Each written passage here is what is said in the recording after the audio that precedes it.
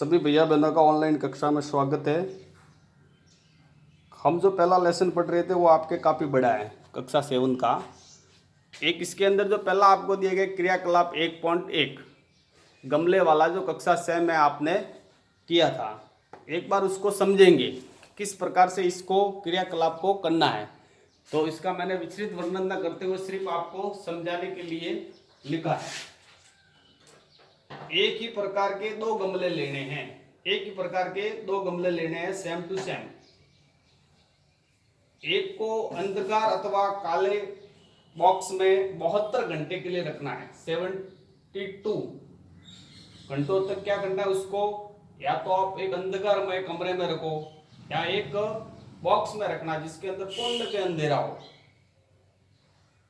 दूसरे को सूर्य के प्रकाश में रखिए, और दूसरा गमला होता है उसको क्या रखना है, सूर्य के प्रकाश में रखना है। दोनों पादपों की पत्तियों में आयोडीन परीक्षण उसी प्रकार कीजिए जैसे आपने कक्षा 6 में किया था, या लिखा हुआ है कक्षा 6 में आपने उनके ऊपर आयोडीन परीक्षण किया था। उसी प्रकार से करना जिस प्रकार से कक्षा 6 में आपने किया था। पहले गमले को आप कहाँ रख रहे हो, अंधकारमय कमरे में रख रहे हो। दूसरे गमले को कहाँ रख रहे हो, आप प्रकाश में रख रहे हो। पहले वाले गमले को कितने घंटे के लिए रख रहे हो, 72 घंटे के लिए रख रहे हो। इस चीज को आपको नोट करना। अब है आयोडीन परीक्षण उसी प्रकार कीजिए जैसे आपने कक्षा 6 में किया था। आपने अवलोकन को नोट कीजिए।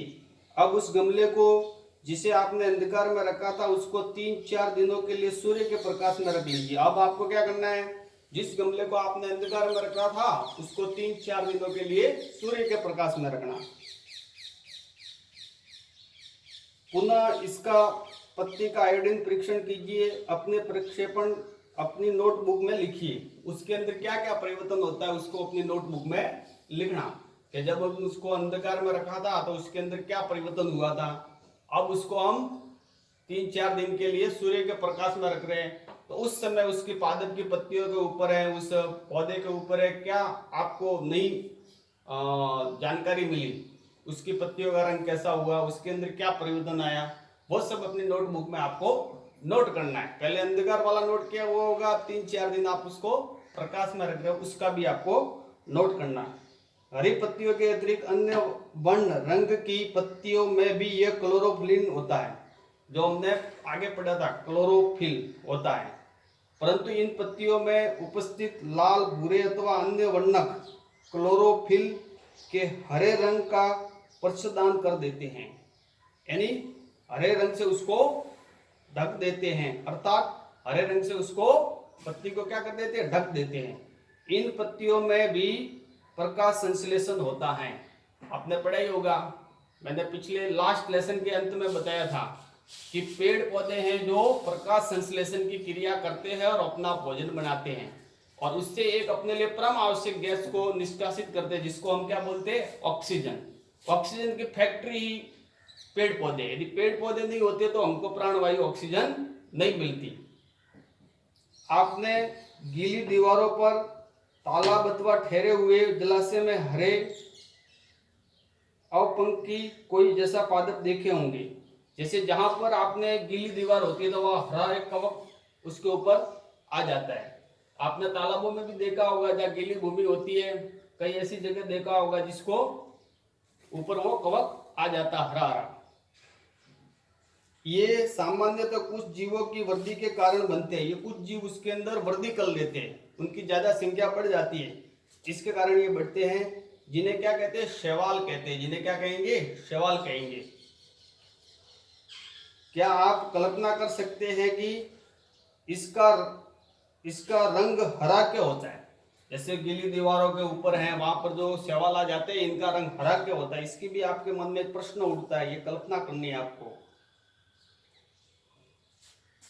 इसमें क्लोरोफिल होता है, इसके अंदर भी क्या होगा, क्लोरोफिल होगा, इसीलिए इसका रंग कैसा हो जाएगा, हरा हो जाएगा, जिसके कारण ये हरे दिखाई देते हैं। शैवाल भी प्रकाश संश्लेषण द्वारा अपना भोजन स्वयं बनाते हैं। ये भी एक प्रकार का पादप है जो गीली दीवारों पर पानी की जगह पर होता है, लेकिन ये भी अपना भोजन स्वयं बनाता है, किसी के ऊपर डिपेंड नहीं रहता, ये भी प्रकाश संश्लेषण की क्रिया द्वारा ही अपना भोजन बनाता है। पादपों में कार्बोहाइड्रेट के अतिरिक्त अन्य खाद्यों का संश्लेषण, अभी आपने पढ़ा कि प्रकाश संश्लेषण प्रक्रम द्वारा पादप पौधे कार्बोहाइड्रेट का संश्लेषण करते हैं। किसका संश्लेषण करेंगे? कार्बोहाइड्रेट का।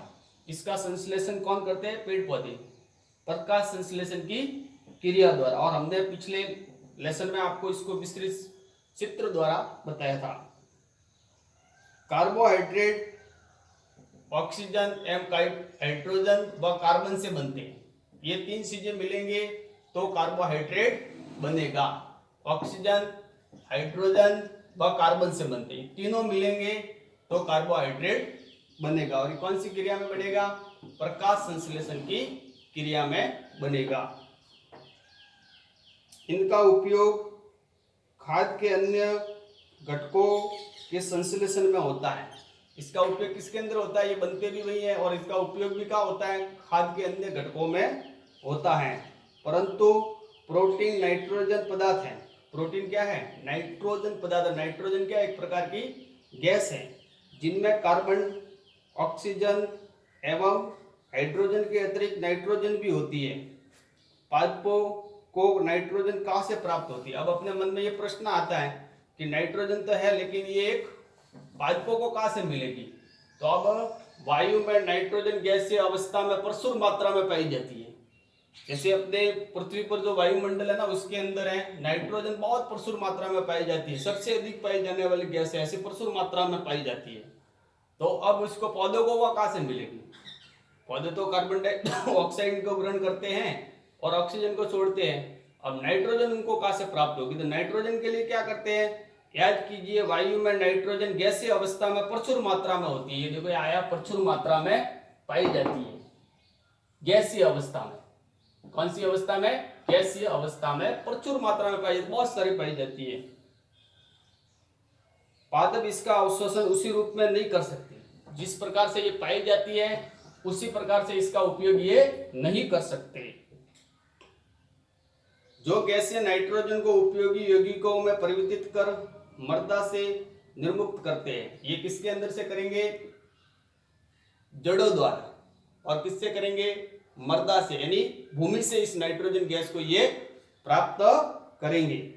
यह विलेय पदार्थ पादपों द्वारा जल के साथ अवशोषित कर लिए जाते हैं। इसको किसके साथ ये करेगा? जल के साथ में। जल जब भूमि के अंदर से जल को जड़ों द्वारा सिंचित होता है ना, तो वो उसके साथ में गैसीय अवस्था में पाई जाती है नाइट्रोजन धरती के अंदर, उसका भी वो उपयोग कर लेता है। संभवतः आपने देखा है कि जिसमें नाइट्रोजन पदार्थ की प्रचुरता होती है, इस प्रकार अन्य संगठनों के साथ पादपों की नाइट्रोजन की मांग की आपूर्ति हो जाती है।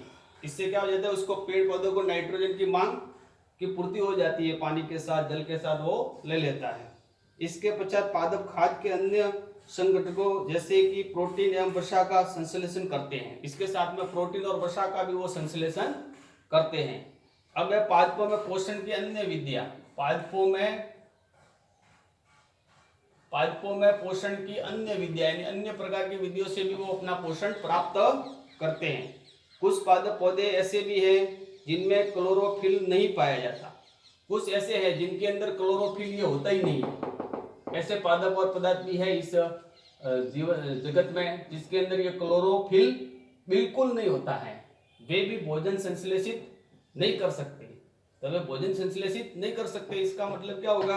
अब आप इसको आप थोड़ा विस्तृत पढ़ेंगे। जिनमें क्लोरोफिल नहीं पाया जाता, ये भी तक जो हमने पढ़ा उसके अंदर क्लोरोफिल पाया जाता था। वे भोजन संश्लेषित नहीं कर सकते। यदि क्लोरोफिल उनके अंदर नहीं है तो वे भोजन का संश्लेषित नहीं कर सकते हैं, क्योंकि ये भोजन के लिए अति आवश्यक है। ये क्लोरोफिल जिसके अंदर नहीं होगा वो भोजन को संश्लेषित नहीं कर सकते। कैसे जीवित रहते हैं? अब अपने मन में ये प्रश्न आता है कि ये नहीं होगा तो भोजन कैसे प्राप्त करेंगे और कैसे जीवित रह सकते हैं, तथा वे पोषण के किस प्रकार प्राप्त करेंगे और अपना पोषण किस प्रकार प्राप्त करते हैं। मनुष्य एवं अन्य प्राणियों की तरह ये पादप भी अपना पोषण के लिए अन्य पादपों द्वारा निर्मित खाद्य यानी भोजन पर निर्भर होते हैं, वे विषम पोषी प्रणाली का उपयोग करते हैं। ये कौन सी प्रणाली का उपयोग करेंगे? विषम पोषी प्रणाली का प्रयोग करेंगे। पादपों द्वारा निर्मित खाद्य पर निर्भर रहते हैं और विषम पोषी कहलाते हैं। ये क्या करेंगे? जो दूसरे के ऊपर निर्भर रहते हैं। इस प्रकार के, जैसे आपने देखा होगा, अमर बेल होती है जो किसी के ऊपर, पेड़ के ऊपर पूरी छा जाती है। वो खुद अपना भोजन नहीं बनाती, लेकिन वो जो पेड़ पौधा होता है ना, जिस पौधे के ऊपर वो छाई रहती है, वो पौधा जब भोजन बनाता है तो उसका भोजन वो कुछ अंश उसका अवशोषण कर लेती है, क्योंकि उसके अंदर क्लोरोफिल नहीं होता, इसलिए उसको क्या कहेंगे? विषम पोषी कहेंगे। जैसे मैंने बताया था, अमरबेल पादप है, इसमें क्लोरोफिल नहीं होता।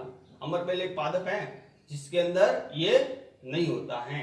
जैसे ये अमरबेल जिस पर ये आरोहित होते हैं, ये भोजन उस पादप से प्राप्त करते हैं जिसके ऊपर ये चढ़ते हैं ना, जिसके सारे ये जीवित रहते हैं, उसके ऊपर वो भोजन करते हैं। जिस पर ये आरोहित होते हैं, जिसके ऊपर ये सवार होते हैं, आरोहित का मतलब सवार होते हैं उसके ऊपर, उसी से ये भोजन को प्राप्त करते हैं। वह पादप परपोषी कहलाता है। उसको परपोषी भी कह सकते हैं, यानी दूसरों के ऊपर निर्भर रहना अपने भोजन के लिए।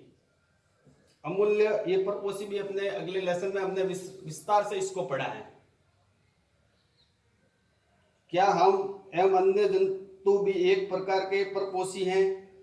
हाँ, जिसके अंदर जैसे जंतु भी बहुत सारे हैं जो परपोषी हैं, और मनुष्य हैं वो भी परपोषी है। अपना भोजन स्वयं नहीं बना पाते, हम भी दूसरों के ऊपर निर्भर रहते हैं। आपको इन पर विचार करना चाहिए। क्या आपने ऐसे पादपों को देखा है अथवा उनके विषय में सुना है? क्या आपने ऐसे पादपों को भी देखा है या उनके विषय में आपने सुना है जो जंतुओं का भक्षण करते हैं? जो जंतुओं का भक्षण करते हैं, छोटे छोटे कीट पतंग होते हैं, उनका भक्षण करता है, ऐसा आपने कभी सुना है या देखा है? ये अपने लिए एक नई जानकारी भी हो सकती है, ठीक है। लेकिन आपने सुना तो आज हमारे लेसन के माध्यम से, कक्षा में 7th में लेसन आया तो आपने पढ़ा कि ऐसे पादप भी होते हैं जो कीटों को पकड़ते हैं, जो कीटों को क्या करेंगे? पकड़ेंगे, ठीक है ना। कीटों को क्या करेंगे? पकड़ेंगे और उनका क्या करेंगे? भक्षण करेंगे। तो कुछ पादप जंतुओं का भक्षण भी करते हैं, इसको क्या कहेंगे? कीट भक्षी पादप, जो कीटों का शोषण करते हैं, यानी कीटों को भोजन के रूप में ग्रहण करते हैं। क्या आपने ऐसे पादपों को देखा है अथवा इनके विषय में सुना है जो जंतुओं का भक्षण करते हैं? कुछ ऐसे पादप भी हैं जो कीटों को पकड़ते हैं तथा उन्हें पचा जाते हैं। क्या ये विषमकारी नहीं है? ऐसे पौधे हरे या अन्य किसी रंग के हो सकते हैं। ये किसी अन्य रंग के भी हो सकते हैं, हरे तो हो ही सकते हैं, लेकिन किसी अन्य रंग के भी हो सकते हैं। इसकी एक घट के समान दिखाई देने वाली संरचना वास्तव में इसकी पत्ती का रूपांतरित भाग है। पत्ते का शीर्ष भाग घड़े के ढक्कन से बनाता है। जैसे आपने देखा होगा, यह मैंने पत्ती का चित्र बनाया है, तो इसकी जो पत्ती होती है वो घट के आकार के समान होती है और ऊपर एक ढक्कन है। जैसे ही कीट यहाँ बैठता है, कीट इसके अंदर फंस जाता है और इसके अंदर गीला पदार्थ भी स्रावित होता है और इसके अंदर रोम भी होते हैं। जैसे अपने नाक के अंदर होते हैं ना रोम, उसी प्रकार से इसके अंदर भी होते हैं। तो ये जैसे जैसे ढक्कन इसके ऊपर आ जाता है और कीट धीरे धीरे इसके अंदर खिसकता रहता है और इसका पाचन हो जाता है पाचन रस द्वारा, और पौधे को क्या मिलता है? भोजन मिल जाता है। किससे मिलता है? कीट भक्षी पादप के लिए ऐसी पत्ती की आकृति होती है। आप अपने किताब में भी देखना, ये ढक्कन है, ये अपने जालीनुमा एक प्रकार का कीमानुमा एक पत्ती का आकार है, ऐसी पत्ती भी होती है। घड़े के अंदर अनेक रोम होते हैं, इसके अंदर बहुत सारे रोम होते हैं। जब कोई कीट घड़े में प्रवेश करता है तो ये उसके रोमों के बीच में फंस जाता है। जब कोई इसके अंदर प्रवेश करेगा तो उसके रोमों के अंदर फंस जाता है और घड़े में उपस्थित पाचक रस, इसके अंदर पाचक रस और होता है, जिसके कारण ये क्या हो जाता है? उसका पाचन कर लेता है, कीटों का पाचन हो जाता है। कीटों का भक्षण करने वाले ऐसे पादप कीट भक्षी पादप कहलाएंगे। ऐसे पादपों को क्या कहेंगे हम? कीट भक्षी पादप। जो कीटों को अपना भोजन के रूप में ग्रहण करते हैं उन्हें क्या कहेंगे? कीट भक्षी पादप। ये ध्यान रखना। जैसे वीनस फ्लाई ट्रैप तथा अन्य सनड्यूज कीट पक्षी पादपों के ये 2 अन्य उदाहरण हैं। इनके बारे में जानकारी प्राप्त कीजिए। इसके बारे में और अधिक जानकारी हम प्राप्त कर सकते हैं। क्या यह संभव है कि इस प्रकार के पादपों को मृदा से वे सभी पोषण नहीं मिल पाते जिनकी उन्हें आवश्यकता है? तो ये प्रश्न है, क्या यह संभव है कि इस प्रकार के पादपों को मृदा से वे सभी पोषक नहीं मिल पाते जिनकी उन्हें आवश्यकता है? तो ये कीट पक्षी पादप है, इनको मृदा से वो चीजें जैसे भोजन के रूप में लेने की आवश्यकता नहीं पड़ती, क्योंकि उनको वो वहां से मिल ही नहीं पा रही है। इसलिए कीटों के रूप में उसका भक्षण करेंगे, क्योंकि इसके अंदर क्लोरोफिल बिल्कुल नहीं पाया जाता है। तो ये उसके ऊपर ही निर्भर रहेगा। जैसे विषम पोषी, तो जैसे अमरपैल का पौधा है, तो जिसके ऊपर वो चढ़ता है, ठहराव करता है, उसी से वो भोजन प्राप्त करता है, इसे विषम पोषी कहेंगे। जैसे मनुष्य हैं, जंगली जानवर है, पशु है, पक्षी है, ये सब भोजन के लिए क्या करते हैं? दूसरों के ऊपर निर्भर रहते हैं। ये आज का लेसन था। अगले वाले लेसन में आपने विषम पोषी है, परपोषी है, पोषण है, इसकी अच्छी जानकारी प्राप्त कर ली थी। प्रकाश संश्लेषण की क्रिया की भी आपने अच्छी प्रकार से जानकारी प्राप्त कर ली थी। चित्र द्वारा आपको एकदम व्यवस्थित समझाया हुआ था।